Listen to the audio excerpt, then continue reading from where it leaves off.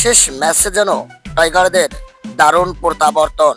দর্শক, জিম্বাবুয়েকে 7 উইকেটে হারিয়ে সিরিজে দারুণ জয় তুলে নিয়েছে বাংলাদেশ। জিম্বাবুয়ের বিপক্ষে তৃতীয় ওয়ানডেতে দুর্দান্ত পারফরমেন্স দেখিয়েছে টাইগাররা। 7 উইকেটের সহজ জয় তুলে নিয়েছে বাংলাদেশ। দর্শক, প্রথমে ব্যাট করতে নেমে জিম্বাবুয়েকে 48.1 ওভারে 199 রানে অল আউট করে ফেলে।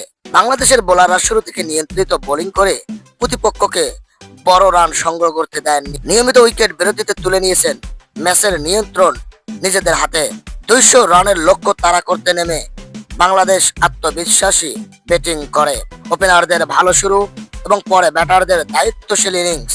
মাত্র 36 ওভারেই 3 উইকেটের বিনিময়ে 200 রানে জয় তুলে নেয় বাংলাদেশ।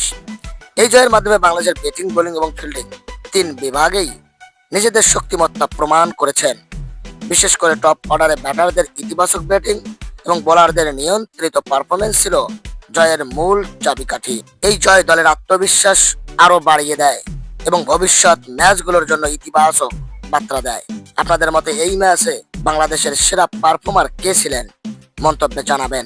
ভিডিওটি ভালো লাগলে লাইক দিন, শেয়ার করুন এবং চ্যানেলটি সাবস্ক্রাইব করতে ভুলবেন না। সকলকে ধন্যবাদ।